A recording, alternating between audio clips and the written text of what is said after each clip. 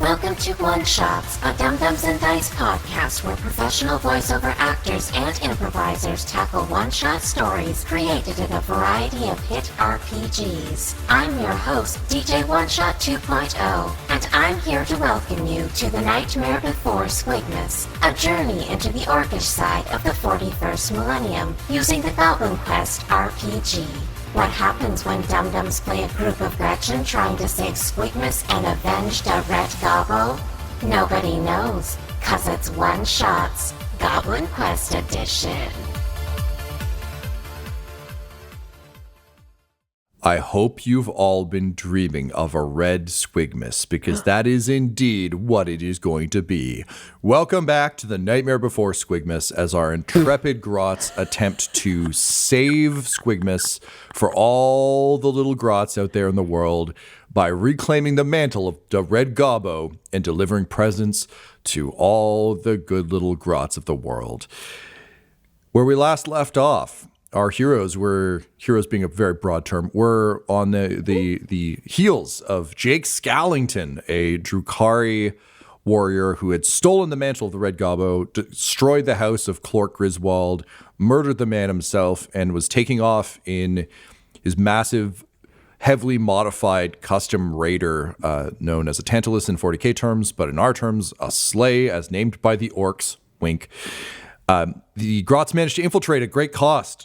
Our dear sweet friends, Splatwitch and Fragtooth, both of the Hot Chocolate Clutch, met their ends. However, the heroic Hengel McCringleberry and Latimus Bonk managed to make it aboard the sleigh with a new friend from Hot Chocolate following in hot pursuit. So we find ourselves aboard the sleigh. Now, this is a modified ship for 40k lore, he says, pushing up the glasses he's not wearing because he's wearing contacts today. These things hold a crew of about 16. There's essentially two Drukhari Raider ships kind of glued together. If you're a Star Wars nerd like me, you can think of these kind of like the skiffs on Tatooine during that big fight with Jabba in the Sarlacc pit. But if they were a bit larger, but sort of that vibe, it's got a huge sail, an aether sail that kind of controls it and looks cool and is fun to paint. Two massive scythe blades off either side for taking out fools you don't like, as well as a number of guns and weapons. This particular one is crewed by Jake Skellington and his crew of Kabbalite warriors, all of whom you're about to get very intimately familiar with as you have made your way aboard. If you'll remember, Latimus had managed to sneak in through a panel on the explosion side of the ship, which will be the left side or port. Whereas Hengel McCringleberry had snuck around the starboard side and had managed to get in on the non-explodey side of the ship with all of their stuff. The Mork side or the Gork side. Yeah, exactly. Yeah. That's how it's like one does M and one does G. That's how you learn your left and right in orc culture. That said, there are, of course, the rest of your clutches as well, who are not left behind, because as the sleigh takes off, flaming and sputtering into the night, close behind, a number of grots have managed to climb aboard a number of jump packs, which are just rockets strapped to orcs. So there's just a bunch of rockets sort of trailing in the night with a bunch of grots hanging off them from each of your clutches. So rest assured that if your grots die, there's more coming. They're just all like collectively hugging rocket packs, just kind of arcing and spiraling behind the sleigh as it takes off into the night. And the first of those arrives very promptly. Ryan, who from Hot Chocolate drops through the flaming hole in the side of the ship? Dropping through the flaming hole and then leaning against a wall. There's like an anime background of the blue sideways thing. And you see shing, shing, shing as the three outlines of this figure match the body where they're just leaning against the side wall with a dagger in one hand wearing a fancy ruffled Christmas dress is Squiggy, the chaotic stabber, who looks at you and says, "Hey guys, you want to get stabbed?" Incredible. His skill is stabbing. He would like a knife sharpener. He formerly worked in a kitchen, and he's a chaotic stabber. So we know about Squiggy. Incredible. He always carries two little daggers, just choppas that got broken down into small pieces that he sharpened. Aww. And if anyone ever answers yes to the question about being stabbed, he will stab them to death. He's done this multiple times. I mean, look, it's in the name. At that point, it'd be false advertising. Amazing. So, Squiggy the Stabber, you arrive next to Latimus Bonk. You find yourselves in a hold full of prisoners on the lower deck. So there's 3 decks of this ship. You're on the lowest deck.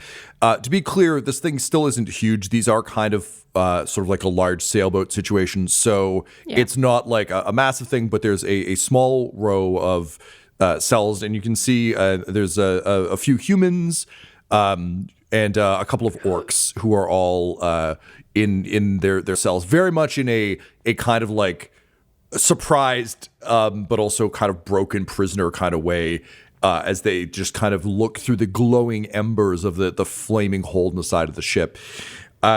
So one of them just says, "I don't want to be stabbed," in response to Squiggy, but you find yourselves in a strange situation. Meanwhile, on the other side of the ship, Hangle McCringleberry, you've climbed aboard. Mm-hmm. However, you also got something bad, and that something bad is you crawl in on the armory side of the ship. Yes, on the starboard side. Mork. The Mork side, yes. Thank you. Sorry. Again, it's so weird. I keep having these weird words caught in my throat that have nothing to do with what we're talking about. The Mork side. You climbed in through the Mork side, and you find yourself in a cargo hold situation. So on the one side, there's prisoners. There's a big wall. On the other side is a cargo hold. And currently, the hatches above the cargo hold are open as presents are being shoveled through the hole in the sea. So it's just raining presents and trinkets all around you. Into kind of what is starting to look very much like a garbage dump situation. There's piles of presents everywhere. Sweet. Unfortunately, there are also some unlucky Cabalite warriors down here doing the sorting. And here's something bad is that one of them turns around and is like, "We didn't order any stowaways," and attempts to stab you in the throat. So I'm going to need a roll from you to see if you avoid this. What skills do you think your Goblin has, or your Gretchin has, to avoid getting stabbed? Again, we're outside of standard Goblin Quest rules here, but I'm curious. I think it's only moving in a strange, weird, inconsistent pattern. I respect it. You have a -1. Good luck. So I'm rolling 2 then, right? 2 dice? Yep. So it's a 4 and a 2. 4 and a 2. Do maybe still have your reroll, so you could always bank it. Okay. And Hangle McCringleberry is like, and then just like bites down and eats their lucky tooth. Great. Like a spy, like the cyanide tooth. Mm-hmm. Is that what they do? They eat it? Yep. You don't have. Sorry, spies do. Yeah, they crack it, but no. Ryan just decided that his guy eats everything. You can do whatever you want with your lucky tooth. Because I have my lucky tooth. I can only use it once. Yeah, they just like bite down on it, and luck floods your mouth. Yeah. Go ahead. Hey, 2 5s. Whoa. And is that with the -1? Yeah. I rolled 2 6s. Whoa! All right. So time slows, and Hangle, you just imagine.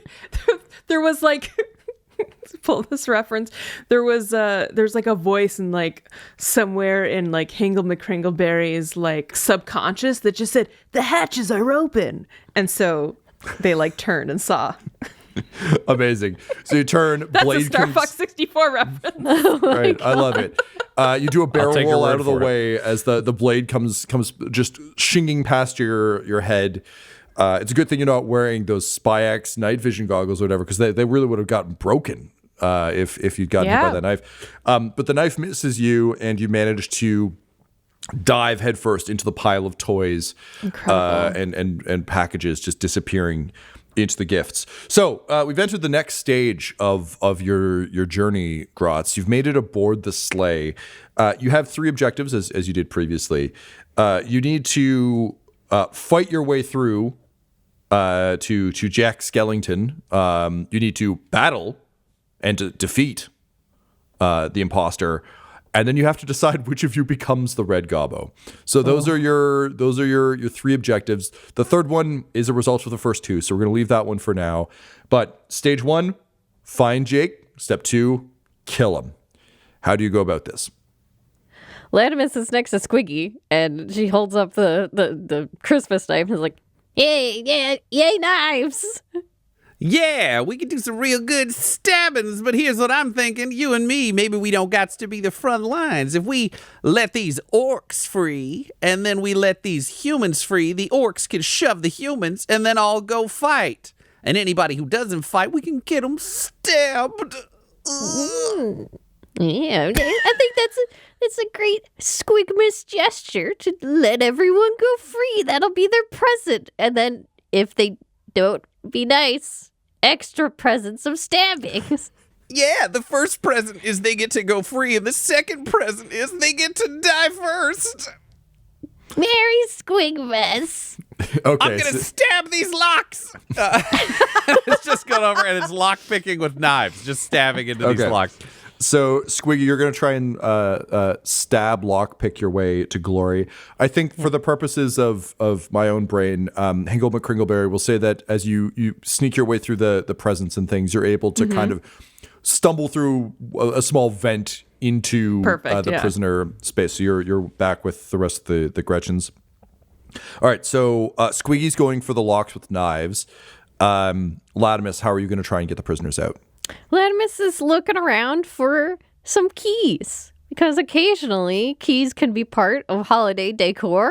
So it's like, I'm going to look for some shiny, jingly things that get hung up. That's a decoration. Okay, so I was gonna call shenanigans on that, but then I thought of my beloved Jacob and Robert Marley, because there are 2 of them, because the Muppets is the canon, and they got a lot of lock boxes and keys and chains and stuff. So yeah, fair enough. It's part of the holiday season. Yeah, just key parties is a big part of Squigmas. All right, and Hangle McCringleberry, how do you want to help with the overall job of finding Jake Skellington? I think Hingle McCringleberry, they're a spy, so they're used to like doing like a solo mission. So they're just like, I'm gonna find it myself. And they're just gonna go into the closest door or hatchway and just like, they can do this. They're a spy. They've got this. No problem. They just head upstairs. Okay, great. Yeah. So you're stealthing around trying to find Jake. On your own. Okay, great. So let's start, I think, with Latimus. I think finding a key might take less time than stabbing a lock, but we'll see. Right. So in terms of dice pool, 1 for doing the thing. Mm-hmm. I will give you 1 for holiday decor. Yeah. Under duress. That's really the only things that I have. So okay. That'll be my 2 dice. Oh, I rolled a 6 and a 3. 6 and a 3. Okay. You successfully do find a key on a rack of keys that say keys. But of course you can't read, so it doesn't matter. It's purely investigation. So you get your key to the locks. Ryan, let's get your roll, and then we can figure out the something bad. Say starting die. He's using knives, and his skill is stabbing, and he's a chaotic stabber, and this is definitely chaotic to run around jamming knives into locks to try to open them up. So 3 dice? 3 dice, yep. I'm holding the -1 to pass along to Hangle, since this seems like it's all one. Yeah, that makes sense. One action. Okay, I'll take this. They're a 6, a 5, and a 1. 6, a 5, and a 1. Okay, all right. So net neutral for Hangle. So between the keys and the knife, you manage to get the doors to the cells unlocked. I think the injury is you open it up. You open up all the cells. What do you guys say as you open the cells? Merry Squigmas. All right, it's time to go out there and kill everybody. They were bad. You be good. Everybody gets a gift. And the first orc out just says, I don't take orders from Gratz. And he's going to pick up Latimus and just hurl Latimus at Squiggy. So Squiggy, your injury is just that. So Latimus, something bad is an orc is attacking the two of you. Squiggy, you take impact damage from being sort of grot splatted against the back wall. So the two of you slam up against the wall. Ryan, I don't know if there's any particular damage you want to describe, or if it's just a general grot impact. I think it's just general grot impact, a little bit of a crunch. He's got some rib problems now internally, but he's an orc. He'll push through. He does Fair what enough. he do. So the orc stalks towards the two of you, growling, as the other humans and orc all like run above deck, clearly out for shenanigans. And I'll say, Laura, the +1 and -1 you get that cancel each other out are, humans and orcs, both bad and good for you, because you're trying to be stealthy. And now there's just a bunch of loud people running around causing a ruckus. Let's go ahead with your roll, please. So 1 for doing the thing. Yeah, 1 for doing the thing. I just started to think their job is a spy, so let's give them 1. Yep, I'd say 2 is about right. Ooh, that's a 3 and a 4. 3 and a 4. Okay, so no successes to the overall tracker, but you get something good and something bad. What's something good that Hengel McCringleberry would be excited about? I got a pitch for you. Yeah, okay. As you start sneaking your way up, looking for Jake, you look through a doorway and you see a small armory, and hanging from a peg are a pair of the Drukari equivalent of Spy-X night vision goggles, which unfortunately means you don't find Jake, but you do find those. Oh, Red Gobbo! Red Gobbo's here for Hegel! And they'll All right. run up and take them. Great. So you strap on the night vision goggles, which just have flashlights on. Oh yeah, they're less sneaky now. Incredible. Okay, so that's your something good. The something bad. The something bad is the same thing. Very I appropriate. would say the minute they turn them on, it's like there's now like a 25-foot beam of light going out ahead of them. So any Atari within 25 feet will be able to see the light before they see. I like that a lot. I think I'm happy to go with that. Okay, so we're still looking for additional successes here. We are on the second phase of things, which means things are slightly more difficult. I should say it's convenient because we're doing episodes, but each phase of the plan, the amount of successes needed gets a little bit more difficult. So Cool. Below deck, Latimus and Squiggy, you're both facing down an orc who is standing between you and any hope of finding Jake Skellington and saving Squigmas. What do you do? Looks like somebody wants to get stabbed. Don't take orders. Instead, die. And he's just going to get chaotic and stab. And he worked in the kitchen. Squiggy worked in kitchen duty. So the one thing he knows when you're carving up an orc, the softest spot is the giblets. So he's just going to run in, and from his low down spot, just the groin area, it's just so many stabs, just as fast as he can with both hands. He looks like a sewing machine with just two big needles. Over and over again. He stands your perfectly. hands are blurring as you do that. It's very funny. He runs forward, plants both feet, and then it's just standing totally still, yelling at the top of his lungs. All right, let's see it. Okay, so that's one base die, and then we get the chaotic stabbing, and we get his skill at stabbing, and then we get the kitchen duty giblets. Here we go. Oh, yeah, I'll take all that. That's good. I got 2 6s and then a 4 and a 3. So 2 successes, a good thing, and a bad thing. All right. So you stab that orc to death. He just looks down and goes, "Oh no!" As you're just blurring, and as he slowly fades to black, he says, "The legends were true," and then collapses down onto his knees. I'll say the something good is you've cleared a path for Latimus. Latimus, you're in the clear now. You can make a run for it. Something bad is the orc corpse falls on you, Ryan, and pins Squiggy to the ground. So, Latimus, it is your turn. You still have an action. You can take this turn. Do you try and free Squiggy, or are you going after... You going above decks in search of Jake? Yeah, I think it's turning almost to go, and then looking back at Squiggy. You saved me and Pike the armadillo in the spirit of the Red Gobbo. I'm gonna grab Squiggy's hand and try to pull him out from under. All right, the corpse. Go for it. You get 1 dice. That. And I do one tug and it's like not great. Then she reaches out, breaks off that lucky tooth. I just needed a little more energy. And now. And I rolled a 3. So you pull, and the something bad is as you fall backwards onto your butt trying to pull Squiggy out from under the orc, you accidentally jangle his arm too much, and one of his blades falls free and gets sucked out the hole in the side of the raider.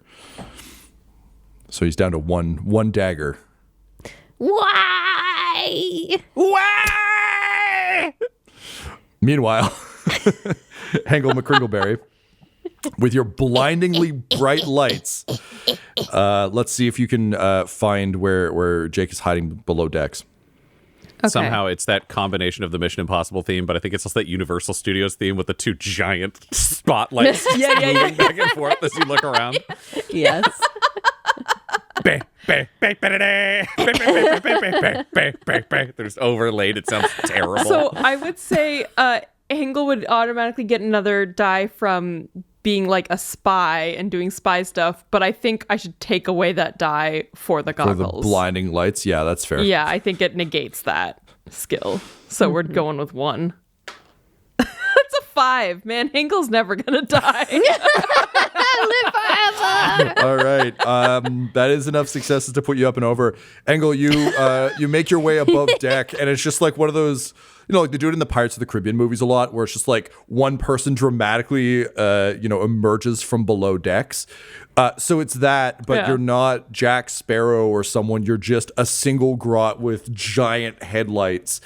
And you step up onto the deck just in time to watch a couple of Cabalite warriors just like blasting shards from their shard rifles into the prisoners that they've got like pinned underfoot on deck. And it's kind of like, Nice. the record skips. They all turn and just collectively raise their guns to you. Hingle McCringleberry, you've had a hell of a run. You approach this alone. You have headlamps up. You found Jake Skellington without any plan for survival. What are your final words other than "I'm never gonna die" as you are blasted into oblivion? He's up here, Jangles!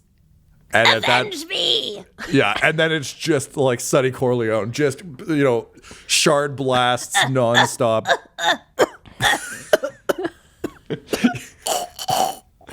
And you're Leave the body. Take the bone reef.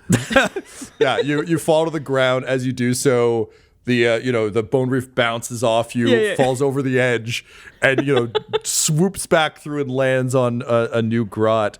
Laura, who's the new grot who lands, like gets the wreath and then leaps dramatically through the hole in the wall to land next to Squiggy and Latimus. The grot that lands is Croco. And Croco is a frontline fighter. This is what Croco was meant to do. Croco is also very good at dealing with dangerous animals. And we all know that Eldari are animals. According to everyone who isn't the Eldari. If it's not an orc, it's an animal. I like it. Yeah, yeah, exactly. What Croco really wants is a bigger knife. That's all that they want. And they have an Australian accent. So Crocco's like, I'm here to avenge Hingle. Fight me, Eldari. Incredible. So an interesting thing happens. Crocco, you land, you leap through the fire, you land on the deck, and you see Squiggy push this orc off of himself. He's just lost a knife. Both him and Latimus are screaming. Latimus has the biggest knife of anyone you've seen, and Squiggy seems mad. So here's my question. Do any of you try and kill Latimus and take her knife? Of course. That's a bigger knife. That's my knife. Nobody's doing shit without orders. Squiggy's going to attack Crocco. Okay. Squiggy had a plan. And it's a grot. We all lose knives. If you're a chaotic stabber, you're not hanging on to them. You're chaotic. So they just go away. All right. So we got World War Grot going on. So Yes. Crocco, you get the first roll on this because you've just arrived to see a knife, and I feel like it's part of the momentum. So what have we got? We got one for trying to do a thing. Yeah, we got one for being a frontline fighter Yes. as their job. And I'd say one for wanting a bigger knife. I Like, would you've say, got it's skin just in like the game that, here. that like extra like mom strength. Okay, incredible. And then Ryan, let's get your dice Knife is pool their ready. baby. Great. So we got the base die, we get a skill of stabbing, we get the Yep. chaotic stabbing, and then I've got a pitch for you, Tom. You can shoot me down, but if this is a frontline fighter, Grot, they probably look pretty tough and pretty sinewy. So knowing that I want a knife sharpener, if they look tough enough, I mean, maybe they'd sharpen the knife by putting it in and out a couple of times. It's incredibly bleak, but I'm going to go with no on that one. Thank you for the pitch, Okay, I though. tried. All He right. still believes it in his heart. Yeah, that's fair. That's fair. I don't want to dissuade anyone of their beliefs on Squigmas. Cool. Crocco, let's see if you stab Latimus to death. All right. Please go ahead and roll. I don't have any pluses or minuses, right? This is just straight roll. No. Yep. Okay. It's a 4 and 2 twos. 4 and 2 twos. Holy shit. All right. I think. I want that knife. Do you want to use Lucky Tooth? Yeah. Yeah. What is Crocco's is Lucky it. Tooth situation? Oh my god. Hey, that's better. That's a 6, a 4, and a 3. A 6, a 4, and a 3. Okay. Turning it around. Latimus, I'm going to need a defense roll from you to see if you can withstand this assault. All So right. we got a 6, a 4. Sorry, Laura, that's a 6, a 4, and a 2? And a 3. 6, a 4, and a 3. Okay. Something good, something bad. So they neutralize each other. Yep. All right. But they can both still happen. Those be different things that are good and bad. Yeah, go ahead, Del. All right. So I've got one dice to do that. And then I think in the fray, it's moving the armadillo in between the knife, trying to protect. It's a Wait, shield sorry. dillo. So you're trying to hide behind the armadillo, or you're trying to protect the armadillo with your body? And I'm hiding behind the armadillo. Good. I'm Yes, trying this is to, good. Good grot behavior. I like it. Save me, Pike! Ah! This is what the armadillo was wanted for. It was just to be a shield. Yeah, it's the thickest thing I could shiniest- find. Yeah. Biggest, shiniest thing. It'll get everybody's attention and orc stab what they're looking at. I Yep. rolled 2 6s. All right. So Hell yeah. I What- wish I could roll this well on jesters, but All right, so Crocco, you go in for the stab, and Latimus, you manage to get Pike up in front, and because of the various things you stuck together, like the guts and everything else from Clork Griswold you used, the knife just kind of like jams into the armadillo. The armadillo explodes and shatters, and in doing so, I think. Crocco, you realize that this is an opponent you can't possibly defeat because they're knife proof, maybe. So the something bad is you're now scared of Latimus. The something good is your knife is sharper. Having been, unfortunately, this did sharpen the knife, Ryan. I'm stealing your idea. I'm using it over here. Your knife is sharper and keener, so I'll give you an additional dice on trying to stab something next time you try and stab something.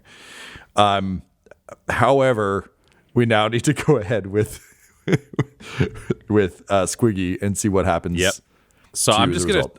gonna circle back around, Tom, because now that we know that stabbing things can sharpen a knife, would that be worth a fourth die? You stab metal, not flesh. I don't think stabbing flesh is going to make your knife sharper. But Ryan, you know what? I will give you one because now that you see a sharper knife exists, that is the equivalent of sharpening your own knife. And you're a chaotic stabber, so you're not emotionally attached to your blades. You just want sharper. Okay, so there you go. You have your damn dice. Enjoy. Merry Squigmas.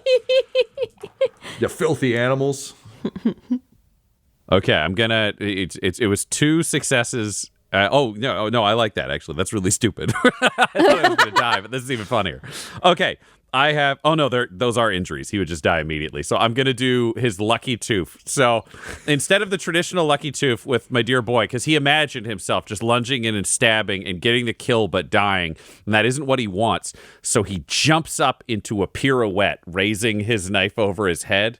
And it's the Sailor Moon transformation where like he's there and all his clothes turn white. It's the full anime. And when he lands, he's exactly the same. He's just smiling instead of frowning. And then he just starts going ape shit. So I'm going to re-roll this pool and see what happens. Do you think of grots generally in anime? No. just for Squigmas. But I just love it. this Christmas dress on these specific grots with the weird personalities, Yeah. it just feels very I love it. much like either a dating sim or one of those JRPGs where they get introed in like a very, persona or This is other styles the of game. Final Magical Fantasy girls. X2 I dress love it. mechanic. I love it. It's so good. These are my Disney princesses. Aw. Oh, yeah. Oh, hell yeah. I mean, it's still bad, but hell yeah. He got 3 5s, so 3 successes and an injury. So he is dead, but he succeeded so hard. All right. Croco and Squiggy, how do you collectively die? Croco tries so hard to reach for Latimus's knife that they disregard their own safety and climb over, like on top of, and trip on the stabbing Squiggy and just get their gut stabbed to death. And then, Ryan, you can decide how you want Squiggy to die under that if you want. I think Squiggy just goes in for, the giblets. So he's stabbing too low, but it means he's not protected from up above. And he raises a hand to block with the second knife when the stab comes in, but there's no knife in his hand. So it just sails over and he takes it in the neck. And they collapse to the ground together and he goes, "Oh, you wanted to get stabbed. You know what you want?" And he points up at his now dear lifelong friend who is left holding the knife. "You want an armadillo, so here you go." And he stabs quickly and beheads Croco. And he takes the golden head of the shattered armadillo and punches it into Croco's forehead so hard that it sticks into the skull. And he jams his knife in the bottom, and he jams another knife in the bottom so it looks like legs. And he just holds up this to you, and he says, "Armadillo forever. I sharpen my knife in the brain." Oh, he dies, leaking blood. Why? Latimus, how many wounds do you have right now? I just have 1 wound. You have 1 wound? Okay. And Latimus is looking over this. It's just, why are we grots fighting each other?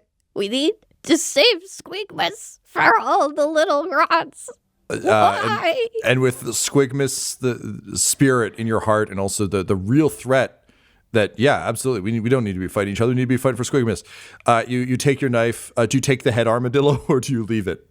Oh, I leave it. It's just, that will stay as a decoration for the future. Amazing. And with that, you take off up the stairs, like knife out. And this really is like Jon Snow versus, Ramsay Bolton's army. It's just one grot running up. But your words echoed out of the side of the ship. Why are we fighting each other? We need to save Squigmas. And 2 grots were inspired by these words. And as you run up alone on the deck, also in vaguely video game fashion, the rockets just arc over the top of the ship as flames light up on all the torches that line the deck, as 2 more grots drop down next to you, kind of in a vaguely Charlie's Angels pose, for the 3 grots who will stand against Jake and his raiders. Ryan and Laura, who shows up next to Latimus, the eternal Gretchin, to face down this horde. Landing on the deck in front of Latimus is Tiny Dim. Tiny Dim heard the word pretty once, but doesn't understand what it means, but they are confident that they do. Tiny Dim has been kept as a pet. Is like a lucky talisman for an orc. And they're very good at camouflage, hiding in plain sight and under/in dead things. And they just want the prettiest dress for Squigmas.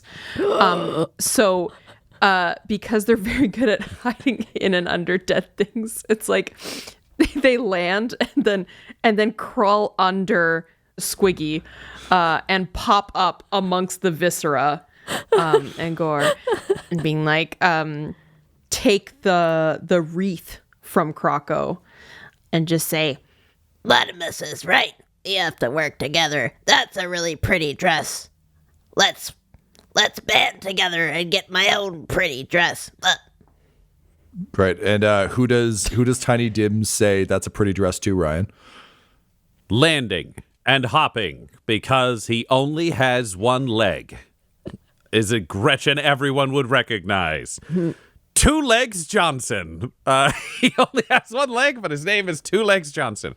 He is a frontline fighter. He is renowned for being a hero, leading other grots into battle. And secretly, the reason he does that is he is afraid to go alone. So he gets other grots to go into combat. Despite the fact he's a frontline fighter, he doesn't want to die, so he uses them as shields. And because of all the muscles he's built up in this one super jacked leg, he can jump so high. It's a warrior pogo stick. And he pulls this dress on and he's like, all right, time to go deal with this. You, me, and you. Let's go. Yeah! And he wraps an arm around his 2 friends. And he pulls them with him, hopping forwards, while also subtly pushing them about a foot or 2 ahead of him until it's him with a hand on either of their backs charging into battle. All right. So ahead of you, there is Jake Scallington, the Pumpkin King, now adorned in the Red Gobbo outfit. You know, cape is flying out behind him. The hat is still goofy because you can't make a Santa hat look cool. Got a blade, a long wicked blade in one hand, and a shard pistol in the other. Meanwhile, surrounded by Drukhari raiders with their splinter rifles. One of them's got a whip. There's various weapons. This is it. You got to take out Jake, otherwise there's no hope of saving Squigmas. It's 3 grots on the deck. You have what you have. How the hell are you going to do this? A lot of us will just run in with that knife put ahead and up, and for all the fallen grots and to save Squigmas. And it's like, I don't know, this knife must be magic at this point.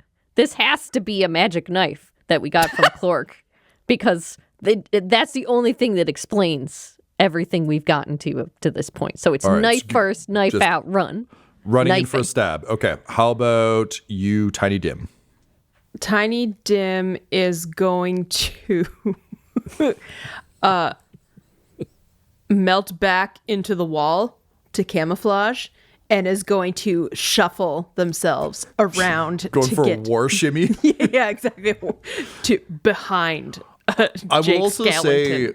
say, for the purposes of this, like, there are dead orcs and humans that were the prisoners who got set free and immediately murdered. So there are bodies along the way. So you can like shimmy part of the way, and then you can, like waist high wall shooter style, just press A to unstick from the wall and like roll over to a body and hide under a body and then roll under another body. So we'll say you're stealthing your way. Yes, 100%. Yeah. Okay. Great. Love that. And 2 Legs Johnson, famous grot war hero.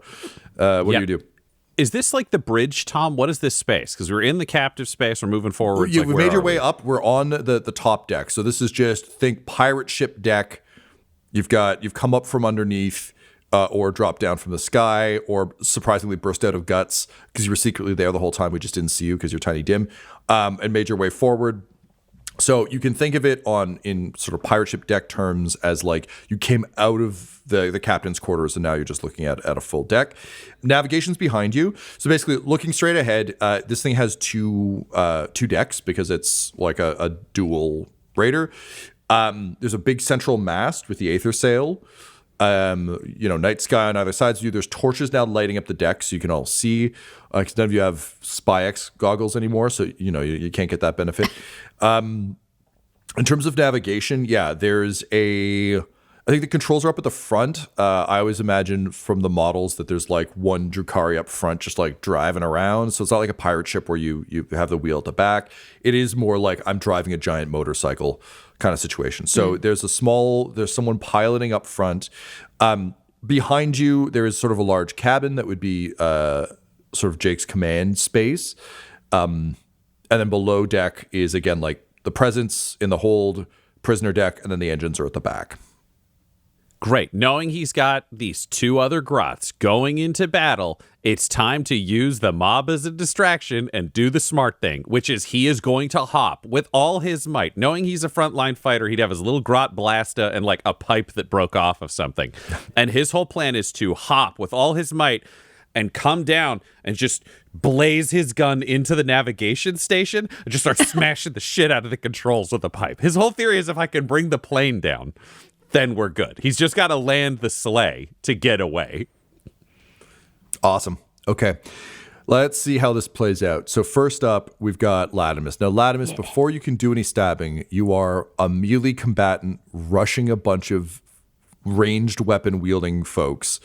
So I don't get to roll dice in this game, but normally I would roll dice. So this is instead your ability to duck, dodge, dip, dive, and dodge as you run straight forward screaming. How stormtroopery are these Drukhari is the real question. Will they miss you as you run straight at them with a knife? All right. So you get one for the knife, you get one for being you. I think that's it. Yep. That seems about right. See if the spirit of Squigmas carries you forward. Spirit of Squigmas. Oh, the other one, it rolled away. I had 1 6 and then 1 2. All right. Tom, can I pitch from the side knowing that my boy, Two Legs Johnson, loves his mob and needs the distraction? Can I use his lucky tooth to allow Dell to reroll for Latimus? But you're also a coward, so would you... But if Latimus dies, I'm on my own. They're not looking at me right now. And the other person's hiding. It's a mob of one. Okay, I'll give it to you. However, it is a Krampus bargain. If there are failures and injuries that go over and above... So basically, if Latimus takes 2 wounds or something bad happens... Or bad shit happens to me. Whatever bad stuff happens to Latimus... If they die, will instead be passed on to you. Done, baby. All Let's right, do it. So I'm doing these It's two a again. Krampus deal. We're doing it. Yep. It's a 6 and a 1. All right. So you, Two Legs Johnson, just as you're soaring through the air, you're like, I really hope this works. And it doesn't. Latimus, what are your final words as you are gunned down in a blaze of Gretchin glory?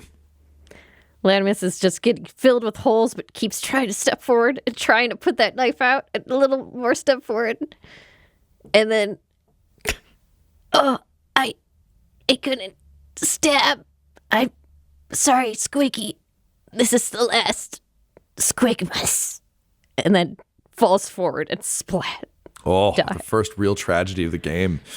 Latimus dies, and Thomas and Martha Wayne style, you hit the ground, the bells just break off your belt and bounce away. However, Two Legs Johnson, what did you yell to Latimus to inspire her before she died to give her that reroll? You're the Gobbo we need.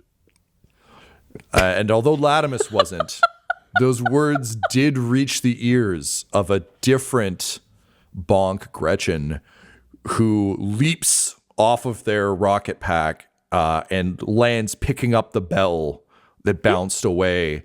Del, who arrives on the scene?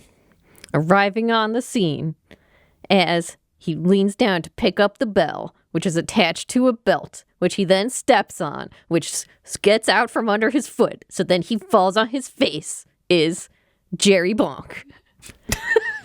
And Jerry Bonk is really clumsy.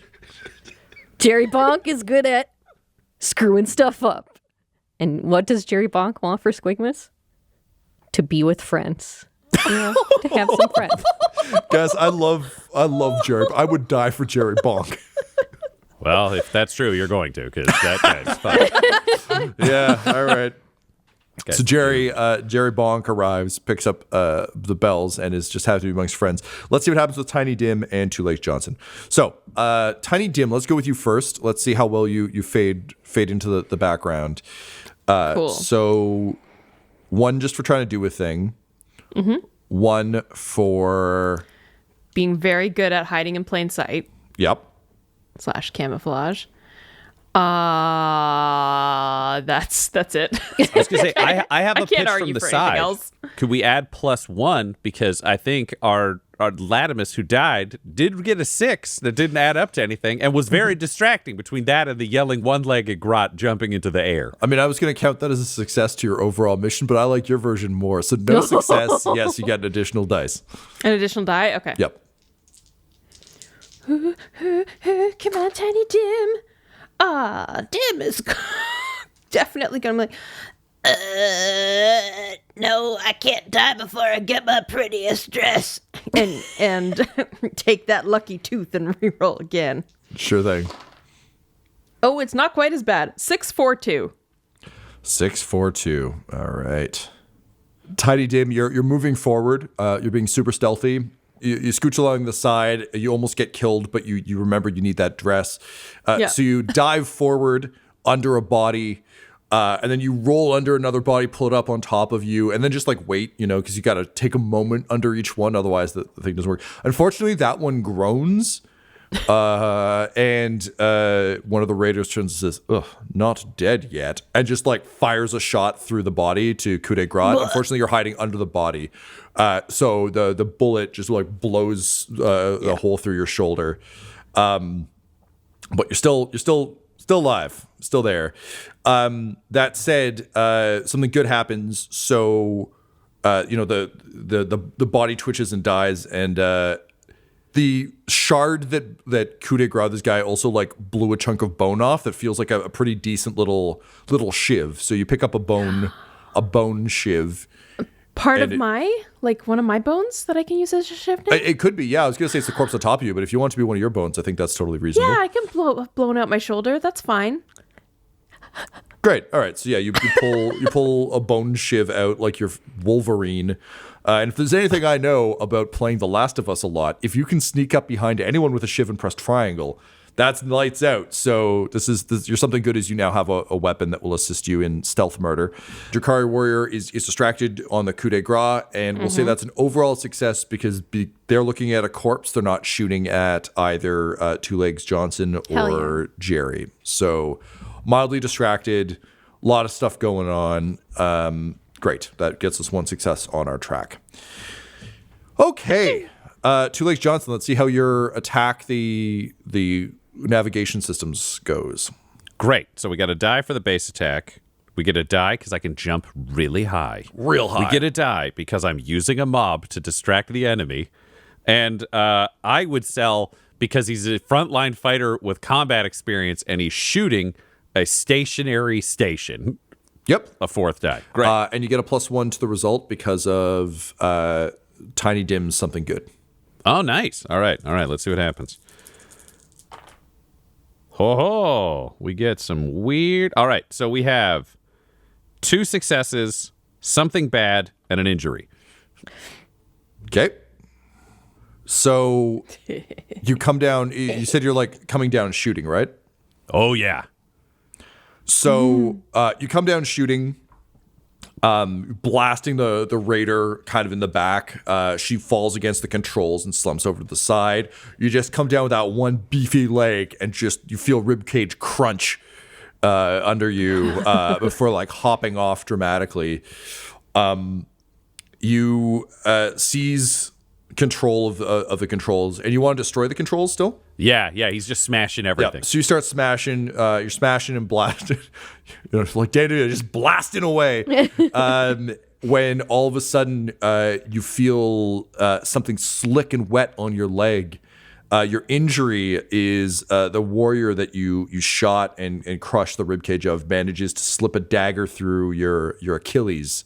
So your something bad is you can no longer leap.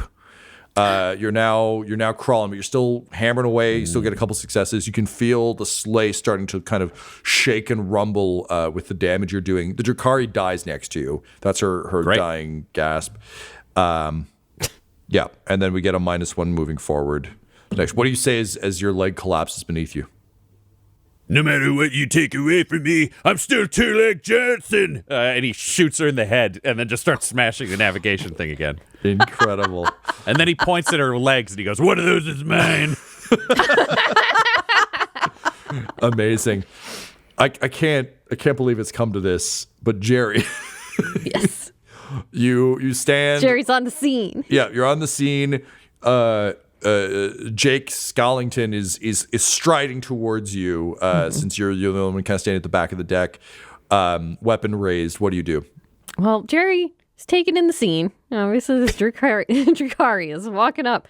But Jerry is actually an orderly to a pain boss. So Jerry, he's used to helping people out. So he's like looking over at Tiny Dim. So he's like, "Oh, yeah, your shoulder's a little, and then looking over at Two Legs Johnson, like, "Oh, that looks like that is a bad injury." So he's going down to he's like, I got a salve for that. And he's going down to his belt and opening up a big jar of salve, but then the ship turns slightly and he's like, "Oh no," and it tilts open and then it's salve all over his hands and salve all over the floor. And it's like, "Oh no, I'm trying to help."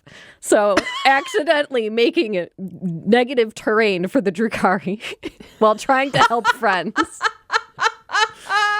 Incredible. Okay, let's get a roll for that. Holy hell. That's Drakari very just like, good. whoa, slipping all over the place. As All right, so 1 for doing a thing. 1 for doing thing. I'm good What? at screwing things up. Yeah, 100%. 1 for Amazing. screwing things up. Is clumsy a separate thing? Clumsy's a separate thing. That's Dice for clumsy. Yep. It's my bearing, and then I'm an orderly to a pain boss. Yeah, I'd give you a full 4. All right, I do it up.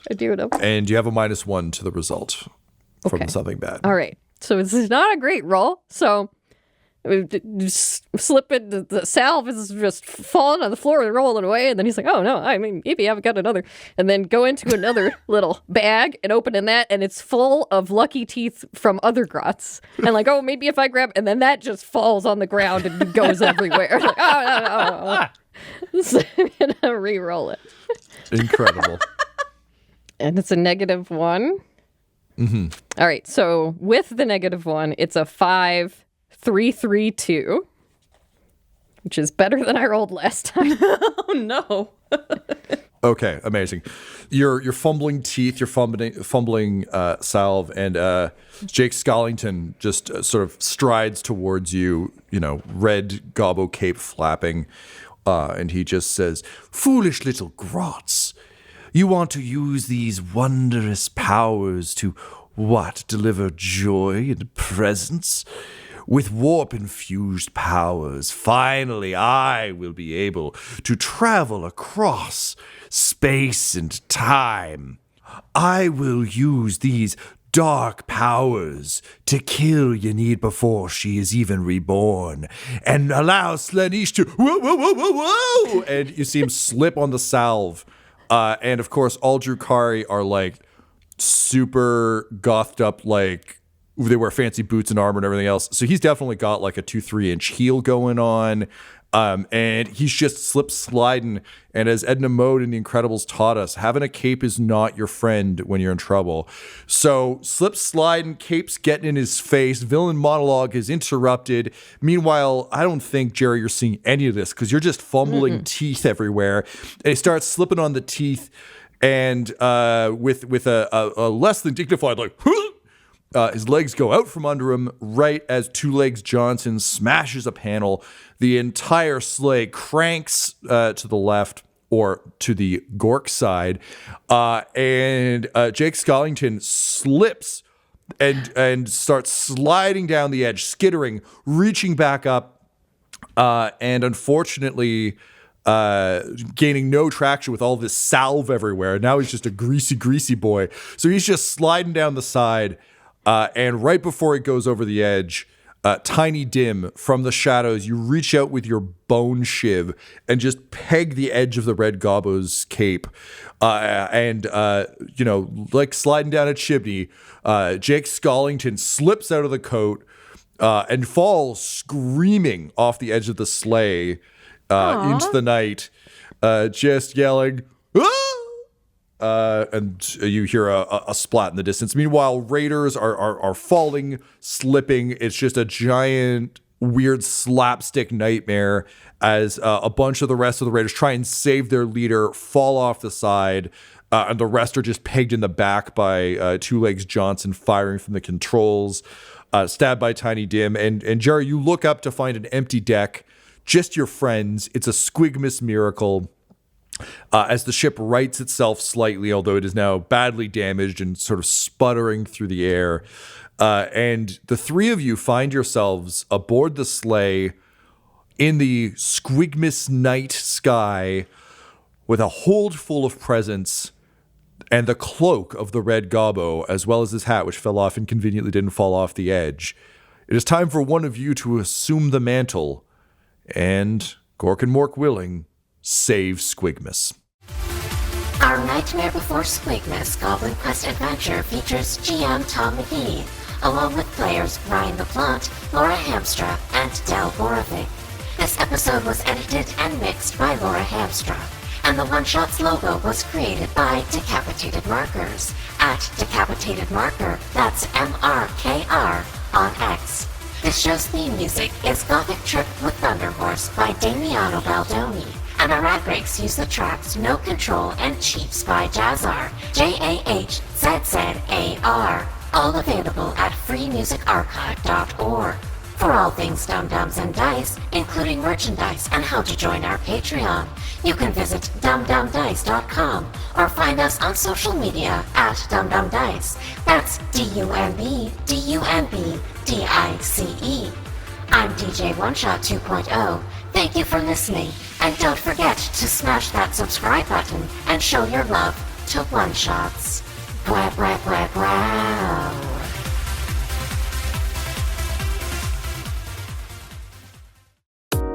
Dum-Dums and Dice has to give a special thank you to the supreme beings of our Patreon at this time: Christopher Little, George Dolby, Richard Cranium, Gavin and Abby McDonald, Logan, Fire Unfriendly, Grandma Likes D&D, Alan, Stabby Stranger, Glitch Trick, Flynn1138, Alarain Okapi, Schrodinger's Pepper, Guy Edwards, Madre de Gatos, Lady Maiden, Garbo Abe, Locke, Sam Schaefer, Waffle Marine, Dagger Rain, Rob L, Dia De Los Hoodless, Squishy Werewolf, Remy Funky Head, Nomad, the Wise Paladin of the Badlands, Accent Therapeutic Services in Florence, Kentucky, Lael, Shulzari, Gus Schreider, The Long Family, Jordan Oliver, Richard Wright, Brittany Fenwick, Alex Parr, Old Man Mojo, Dragonfly, The Body Barrelers, Megan Werner, A Man Out of Time, Curtis at FingerTechRobotics.com, and Jill and Noel LaPlante. If you want your name to be added to this list, you can join our Patreon too at patreon.com/dumdumdice. Thanks to them, and a little bit of thanks to you.